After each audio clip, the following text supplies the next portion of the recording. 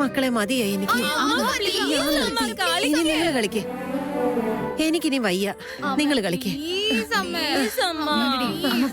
ഞാനൊന്ന് ഇരിക്കട്ടെ ഇവിടെ.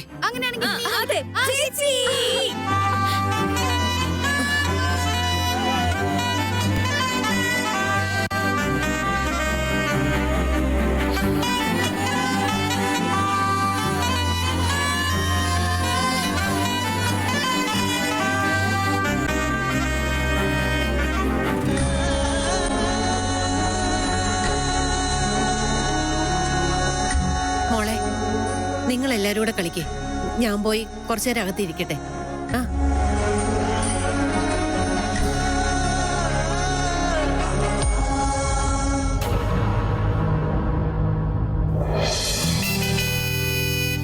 പറയൂ വേദാന്ത്, എന്തിനാ വരാൻ പറഞ്ഞത്? യെസ് സിദ്ധാർത്ഥ്, ഇപ്പൊ ഏകദേശം നിങ്ങളുടെ അനിയത്തിയുടെ ഇവന്റെ കല്യാണക്കാര്യം തീരുമാനമായിക്കൊണ്ടിരിക്കുക. ഏറെക്കുറൊന്നല്ലേട്ടാ, കംപ്ലീറ്റ് സോൾവ് ആയിട്ടുണ്ട്. എന്ത് സോൾവ് ആയെന്ന്?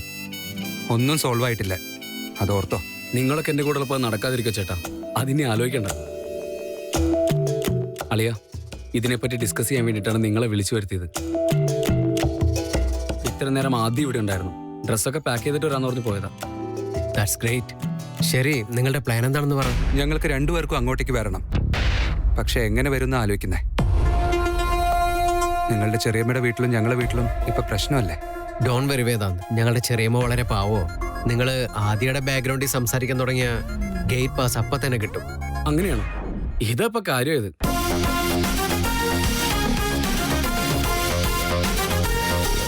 ചേട്ടാ, എന്തെങ്കിലും സൈലന്റ് ആയിട്ട് നിൽക്കുന്നേ? ടിക്കറ്റ് കിട്ടിയില്ലേ, പിന്നെന്തിങ്ങനെ ആലോചിക്കുന്നേ?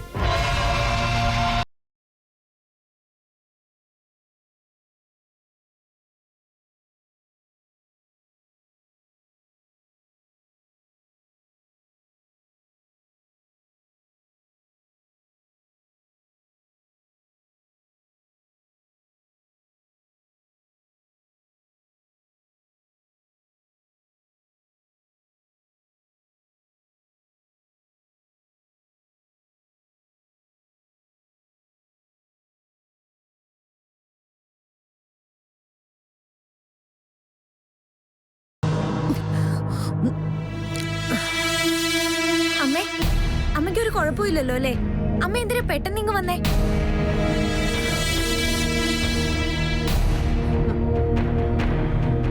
വെയിലല്ലേ മോളെ, എനിക്ക് നിങ്ങളെപ്പോലൊക്കെ കളിക്കാൻ പറ്റുമോ?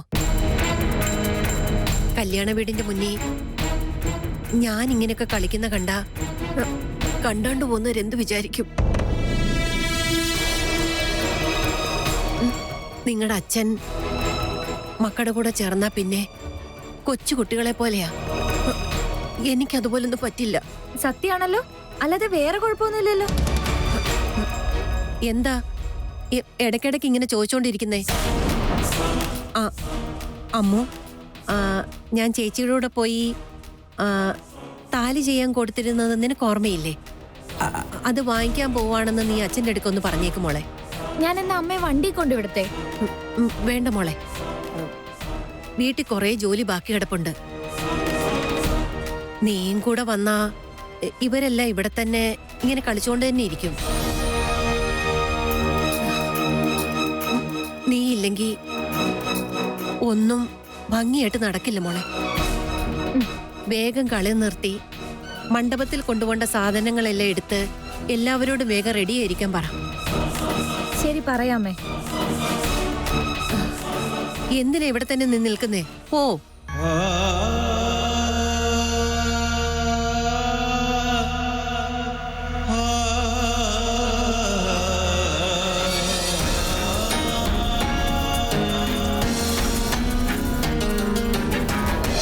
ഞാൻ അമ്മയെ പറ്റി ആലോചിക്കുന്ന വിക്രാന്ത്. നീ ആരതിയെ കല്യാണം കഴിക്കാൻ പോകുന്നെങ്ങാനും അമ്മ അറിഞ്ഞാ അമ്മ ഒരിക്കലും വെറുതെ ഇരിക്കില്ല. ശത്രുക്കൾ എവിടെയാണെന്ന് വെച്ചാ നമ്മുടെ തൊട്ടടുത്ത് തന്നെയാണെന്ന് പറയണ പോലെ. അമ്മയെ നീ തന്നെ കൺവിൻസ് ചെയ്യാന്ന് വാക്ക് പറഞ്ഞല്ലേ, ഇപ്പൊ നീ എന്തെങ്കിലും കൈമലർത്തുന്നേ? ഞാൻ ഒരിക്കൽ നിനക്ക് വാക്ക് തന്നിട്ടുണ്ടെങ്കിൽ അതൊരിക്കലും മാറ്റാൻ പോകുന്നില്ല.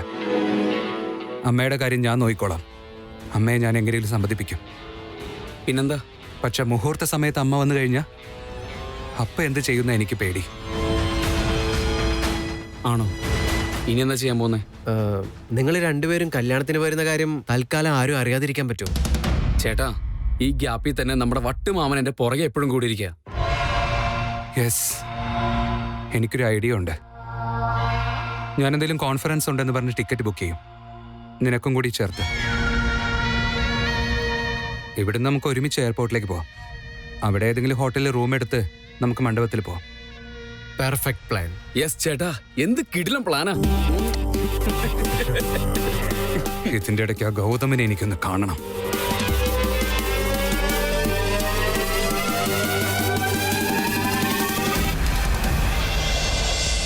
നിങ്ങളുടെ കൂടെ ആരാ വന്നിട്ടുള്ളത്? ആരും കാണുന്നില്ലല്ലോ. ആരും വന്നില്ല ഡോക്ടർ, ഞാൻ ഒറ്റയ്ക്കാ ഇവിടെ വന്നത്.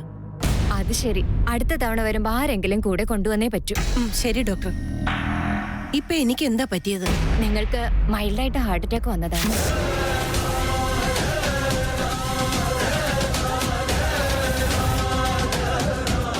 നിങ്ങൾക്ക് സംഭവിച്ചത് സത്യം പറഞ്ഞാൽ ഒരു മിറാക്കിളാണ്. ദൈവം കൂടെ തന്നെയുണ്ട്.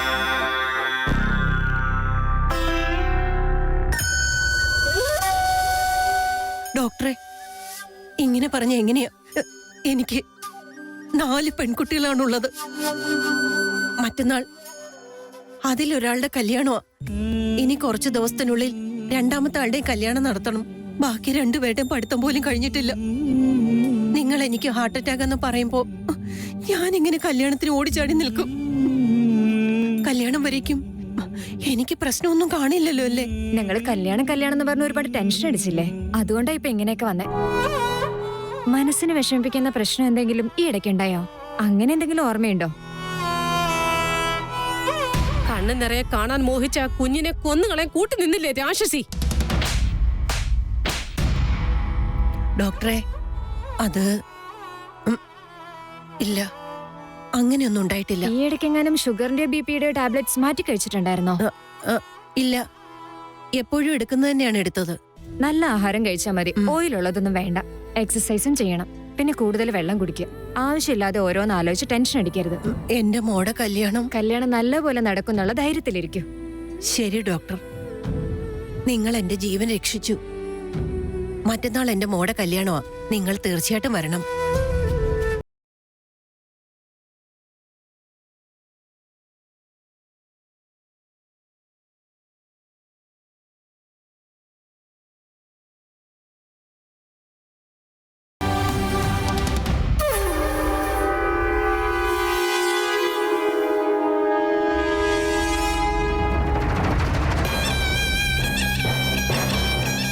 എന്റെയും ആരതിയുടെയും കല്യാണ ദിവസം തന്നെ എന്റെയും ശാരദയുടെയും വെഡിങ് ആനിവേഴ്സറിയാ. What a coincidence. അന്ന് ഞാൻ ബിസി ആയിരിക്കും. സോ ഇന്ന് തന്നെ സെലിബ്രേറ്റ് ചെയ്ത് ശാരദയെ പെർമനന്റ് ആയിട്ട് ഒഴിവാക്കണം.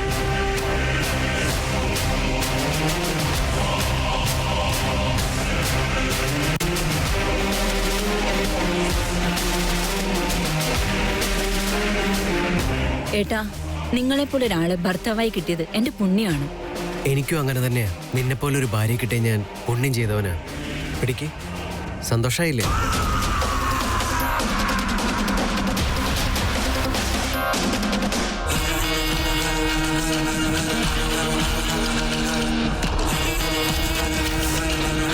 അധികനാൾ നിനക്ക് മുഖംമൂടി ധരിച്ച് നടക്കാൻ പറ്റില്ല ഗൗതം. എല്ലാ മുഖംമൂടിയും വലിച്ചു കയറാനുള്ള സമയമായി. നിന്റെ സമയവും അടുത്തിരിക്കുക. ഇനി എന്റെ ടേണാ. വിക്രാന്തിന്റെ സന്തോഷത്തിന് തടസ്സമായി നിൽക്കുന്നത് നീ മാത്രം. ഈ വീഡിയോ മാത്രം മതി നിന്നെ എല്ലാവരുടെയും മുന്നിൽ വെച്ച് എനിക്ക് പൂട്ടാൻ.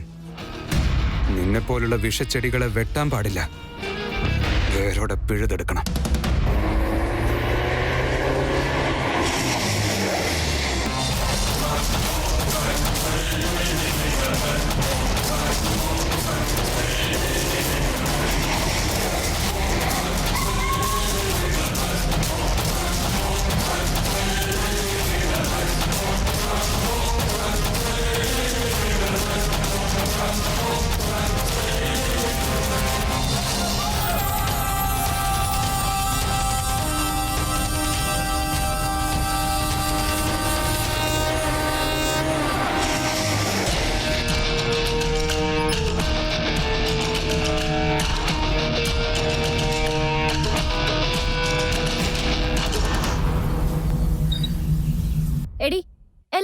എടുത്തോണ്ട് വന്നോ? നിന്നോടല്ലേ ചോദിച്ചേ? എല്ലാ തുണി ഇങ്ങോട്ട് എടുത്തോണ്ട് വന്നോ? അടിക്കുന്ന മുതുക്കി എല്ലാം കൊണ്ടുവന്നിട്ടുണ്ട്. എന്താ പറഞ്ഞേ? എന്താ പറഞ്ഞേ? നിങ്ങൾ രണ്ടൊന്നും മിണ്ടാതിരിക്കുന്നുണ്ടോ?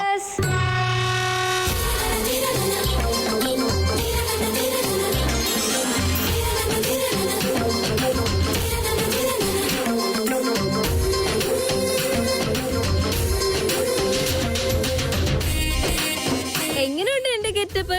ഒരുപാട് നോക്കി കണ്ണിടരുത്. ശരിക്കും ഒരു കൊരങ്ങ് ലെഹങ്ക ഇട്ട പോലുണ്ട്. എന്താ പറഞ്ഞേ? എന്താ ചേച്ചി നോക്ക് എന്നെ പറയുന്നത്. എന്റെ അതിഥി, നീ ഒന്ന് ചുമ്മാ ധരിക്കാൻ നോക്കിയേ. നല്ല ഭംഗിയുണ്ട് കേട്ടോ. കല്യാണ ദിവസം ഇടേണ്ട ഡ്രസ്സ് പോയിട്ടിട്ട് വാ. ഫിറ്റിംഗ് ശരിയല്ലെങ്കിൽ ഇന്ന് തന്നെ ഞാൻ തയ്ച്ചു തരാം. നാളെ ഒന്നും അതിന് പറ്റില്ല. മോള് ചെല്ല്. ശരി ചേച്ചി. ഏയ് അതിഥി ചേച്ചി, നീ സുന്ദരിയാണെന്നാണ് വിചാരിച്ചിരിക്കുന്നത്. ടിവിയിൽ കാണുന്ന കിങ് കോങ്ങിനെ പോലെ തന്നെയുണ്ടോ നിനക്ക്? അതിഥി ഒന്ന് ചുമ്മാ ഇരുന്നേ. ചെറിയ കുട്ടികളുടെ അടുക്കലാണോ വഴക്കിടാൻ പോകുന്നത്?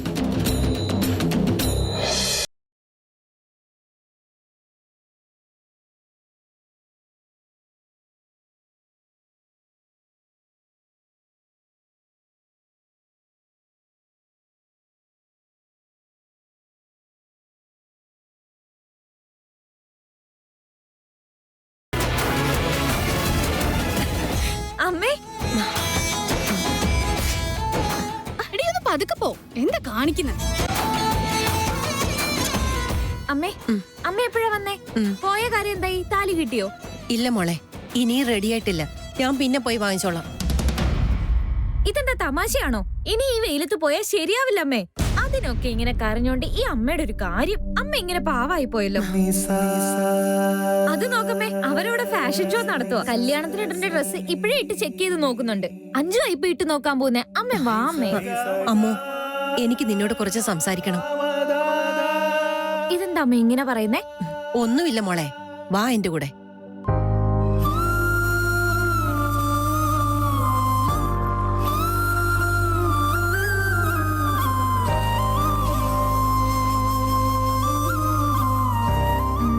നിങ്ങൾ രണ്ടുപേരും ഇട്ട് നോക്കേ, ഞാനിപ്പോ വരാം.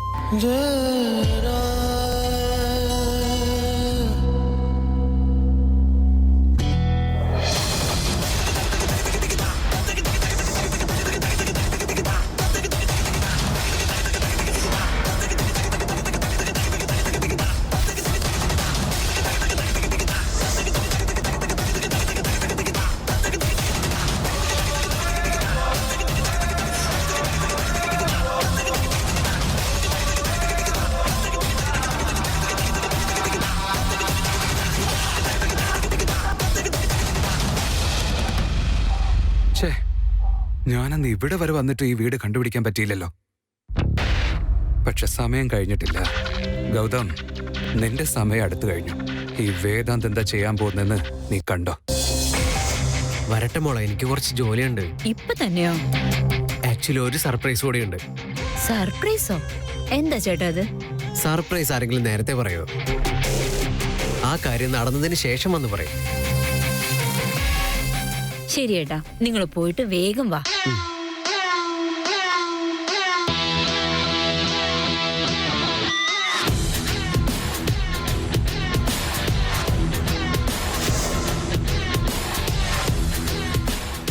വീട് ഏതാണെന്ന് എനിക്ക് മനസ്സിലായി, വീട്ടുകാരിയെയും മനസ്സിലായി.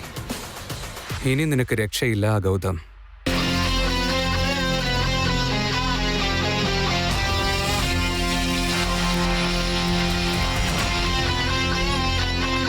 വിക്രാന്ത്, നീ അമൂല്യം കൂട്ടി ഞാൻ പറയുന്ന സ്ഥലത്തേക്ക് പെട്ടെന്ന് വാ. Right now.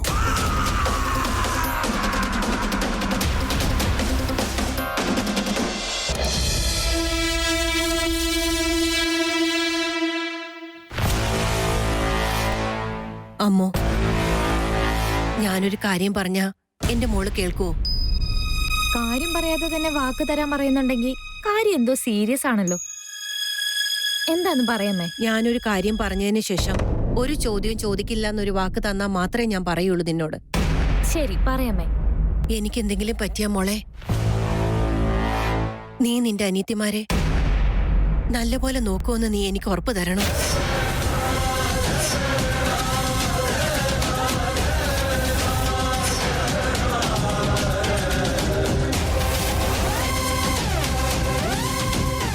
എന്തിനാ ഇപ്പൊ ഇങ്ങനത്തെ കാര്യങ്ങളൊക്കെ പറയുന്നേ?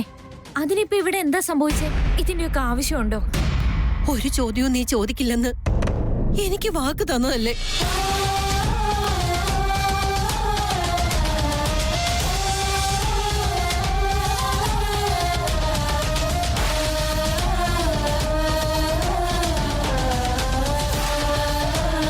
ശരി പറയാമേ. അനിയത്തിമാരെ മാത്രല്ല, ഈ വീട് മുഴുവൻ അമ്മയും അച്ഛനെയും ചേച്ചിയും എല്ലാരെയും ഞാൻ തന്നെ നോക്കിക്കോളാം അമ്മേ.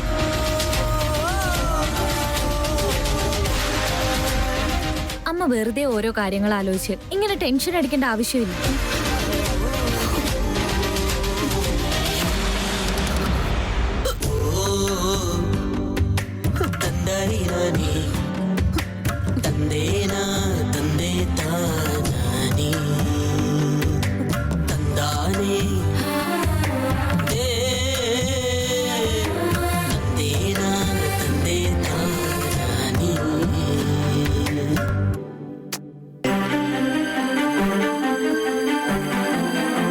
മോളെ, ഞാൻ നിനക്കൊരു ഭാരം ആവുന്നുണ്ടെന്ന് എനിക്കെന്തോ വല്ലാത്തൊരു പേടി തോന്നുന്നുണ്ടമ്മോ. തിരിച്ചൊന്നും ചോദിക്കാൻ പാടില്ലെന്ന് പറഞ്ഞോണ്ടാ ഞാൻ ചുമ്മാ ഇരിക്കുന്നെ. അമ്മേ, ഈ അമ്മൂന് ജീവൻ ഉള്ളിടത്തോളം കാലം നിങ്ങൾക്ക് ആർക്കും ഒന്നും സംഭവിക്കാൻ ഞാൻ സമ്മതിക്കില്ല.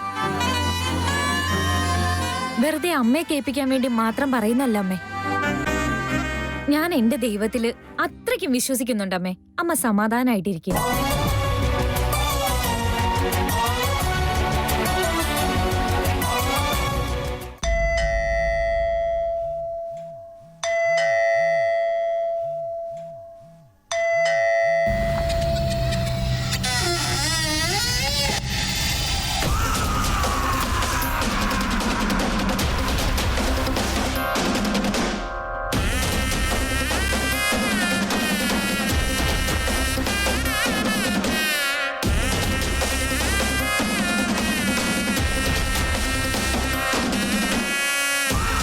നമസ്കാരം മാഡം, ഞാനൊരു ഇലക്ട്രീഷ്യനാ.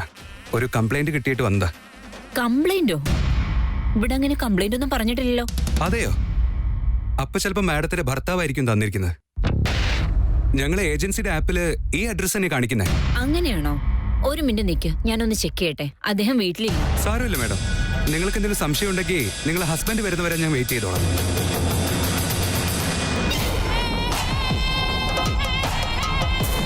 ഇയാളെ ഞാൻ എവിടെയോ കണ്ടിട്ടുണ്ടല്ലോ. ഇവിടെ തന്നെ നിന്നാ ഞാൻ എങ്ങനെ വീഡിയോ എടുക്കും?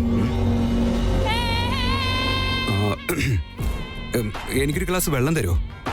ആ, കൊണ്ടുവരാം. ഇലക്ട്രീഷ്യനാണെന്നല്ലേ പറഞ്ഞത്? നിങ്ങളുടെ കയ്യില് അതിന്റെ ടൂൾസ് ഒന്നും ഇല്ലല്ലോ. അത് എന്റെ ബൈക്കിലുണ്ട്. അഡ്രസ് ശരിയാണോ നോക്കിയിട്ട് പിന്നെ പോയി എടുത്തോണ്ട് വരാന്ന് വെച്ച് അവിടെ തന്നെ വെച്ചതാ. ഞാനിപ്പോ എടുത്തിട്ട് വരാം.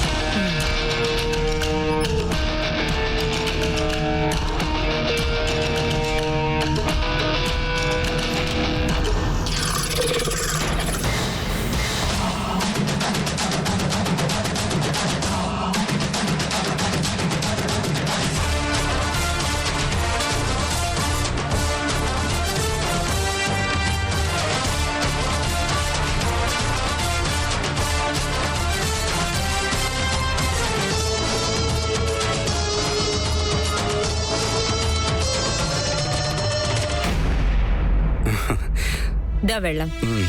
Thank you.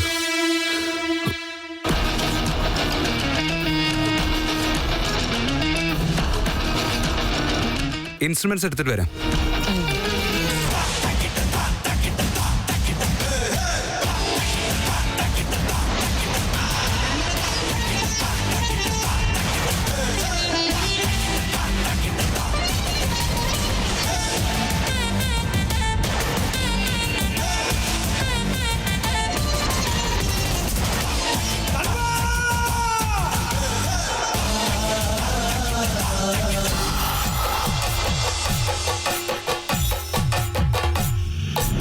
നോർമലായിട്ട് തന്നെ എന്നെ കാണാൻ ഭംഗിയാണ്, മേക്കപ്പ് ഒന്നും വേണ്ടെന്ന് പറഞ്ഞിട്ട് എന്തിനാ എന്നെ ഇങ്ങനെ ശല്യപ്പെടുത്തുന്നത്?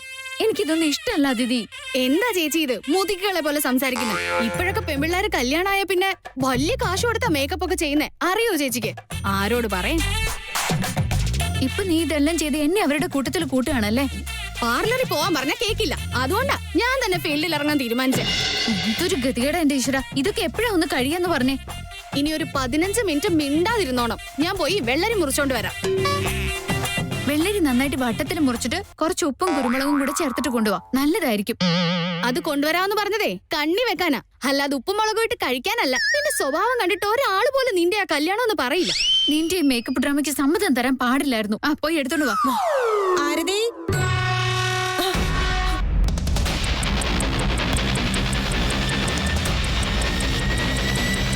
അമ്മേ, എന്ത് പറ്റി അമ്മേ? അയ്യോ പാലെല്ലാം താഴെ വീണല്ലോ മോളെ. ആരേത്? അയ്യോ അമ്മേ, ഞാനാ ആരതി. ആരതിയോ? അതിഥി, ഇതുകൊണ്ടാ ഞാൻ പറഞ്ഞത് മുഖത്തൊന്നും തേക്കണ്ടെന്ന്. ഇതിനാണ് പറയുന്ന കൊരങ്ങന്റെ കൈ പൂമാല കൊടുക്കരുത്. എവിടെ നിന്ന് കിട്ടിയത് നിനക്ക് ഇങ്ങനത്തെ ചിന്തകൾ? വട്ടത്തിയെ പോലെ ഓരോന്ന് അയ്യോ കാണിക്കുന്നു. അമ്മേ, അത് ഫേഷ്യൽ ചെയ്തതാ. ഇത് മുഖത്ത് തേച്ച് കഴിഞ്ഞാൽ നല്ല ഭംഗിയുണ്ടാവും. അയ്യോ എനിക്കിതൊന്നും വേണ്ട. ഇതിനകത്ത് എന്തൊക്കെ ഇട്ടിട്ടുണ്ടാവോ? എനിക്കൊന്നും വേണ്ട. എനിക്കറിയണ്ട. അമ്മ ഫേഷ്യൽ ചെയ്തേ പറ്റും. പ്രശ്നമല്ലോ. ഓ, ഡ്രാമ ക്യൂൻ വന്നല്ലോ. ഏയ്, നിന്നെ ഞാൻ പിന്നെ എടുത്തോളാം. ചേച്ചി ആറ്റേ.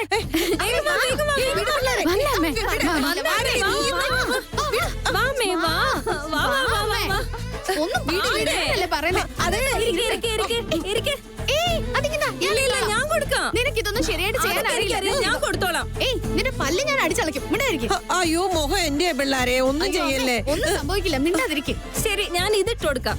എനിക്ക് പറ്റുന്നത് ഞാൻ ചെയ്യാം, നിനക്ക് പറ്റുന്നത് നീ ചെയ്യും. അമ്മ കൈമാറ്റം.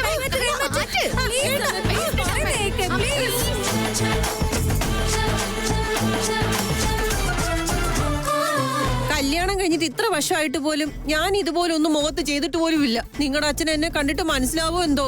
എന്തിനാ ഇങ്ങനെ ഒരു ഗതികെട്ട അവസ്ഥ എന്നെ കൊണ്ടെത്തിച്ചിരിക്കുന്നത്? അമ്മ കാറ്ററിംഗ് വേണ്ടി മോഡലിംഗ് പോയിരുന്നെങ്കിൽ ഇപ്പൊ തന്നെ മിസ് യൂണിവേഴ്സ് ആയേനെ. ഒരെണ്ണം തന്നാലുണ്ടല്ലോ. നിങ്ങൾ എപ്പോഴും ഇങ്ങനെ സന്തോഷത്തോടു കൂടി തന്നെ ഇരിക്കണം. അമ്മ ഇടയ്ക്കിടയ്ക്ക് ഫേഷ്യൽ ചെയ്യാൻ സമ്മതിക്കുവാണെങ്കിൽ ഞങ്ങൾ എപ്പോഴും ഇങ്ങനെ സന്തോഷത്തോടെ ഇരിക്കും.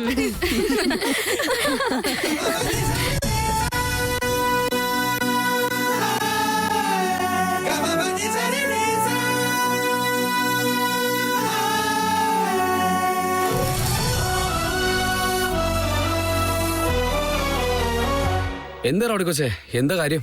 ഓ, എന്ത് കാര്യം പറയാനാ? നിങ്ങളുടെ ചേട്ടനെ കൊണ്ട് വലിയ കഷ്ടവീക്കി. ആണോ? അതെന്ത് പറ്റി? വീട്ടിലൊരു കുന്നോളം ജോലിയുണ്ട്. രാവിലെ പന്തലിന്റെ ആൾക്കാർ വരും. അതിനിടയ്ക്ക് നിങ്ങളുടെ ചേട്ടന്റെ ഓരോരോ കാര്യങ്ങള്. ഇനിയെങ്ങാനും വിളിക്കുമ്പോ ഞാൻ വരില്ല എന്നെങ്ങാനും പറഞ്ഞു പോയാ ഇന്നലെ രാത്രി ഞാനല്ല രക്ഷിച്ചെന്നും പറഞ്ഞ് ബ്ലാക്ക് മെയിൽ വരെ ചെയ്യാൻ തുടങ്ങും. വിഷയം എത്രത്തോളം സീരിയസ് ആവുന്നുള്ള കാര്യം ഞാൻ സ്വപ്നത്തിൽ പോലും വിചാരിച്ചില്ലായിരുന്നു. ഒരു ഇത്തിരി സ്വാതന്ത്ര്യം കൊടുത്തത് തെറ്റായിപ്പോയി. വന്ന് ഇപ്പൊ എന്റെ തലയില കയറിയിരിക്കുന്നെ. അവൻ നിന്റെ തലയിലാണെങ്കിലേ നീ അവന്റെ മനസ്സിലാ. ഐ മീൻ ഹാർട്ടിലായിട്ട്. അതൊക്കെ വിടുന്നേ. നിങ്ങൾ തമ്മിൽ പ്രൈവറ്റ് ആയിട്ട് മീറ്റ് ചെയ്താ എനിക്കെന്താ? അതുമാത്രമല്ല, കഥയിൽ രക്ഷിക്കാൻ വേണ്ടി ഒരു സീൻ ഉണ്ടായെന്ന് പറയുമ്പോ എന്ത് കഥ? എന്താ ഇതിന്റെയൊക്കെ അർത്ഥം? അയ്യോ, നിന്റെ ചേച്ചിനെ കെട്ടാൻ പോകുന്ന ഞാനാ. എന്റെ മേലാണ് റൗഡിസം. ആക്ച്വലി നിങ്ങൾ മീറ്റ് ചെയ്യുന്ന തന്നെ ഞങ്ങൾ രണ്ടുപേരും നല്ലതിന് വേണ്ടിയാണെന്ന് ഞങ്ങൾക്ക് അറിഞ്ഞൂടെ? അതെ അതെ. എന്നാലും ആ പറഞ്ഞ ടോണിൽ എന്നെ കളിയാക്കിയത് പോലെ തോന്നി. ഇല്ലെന്നേ.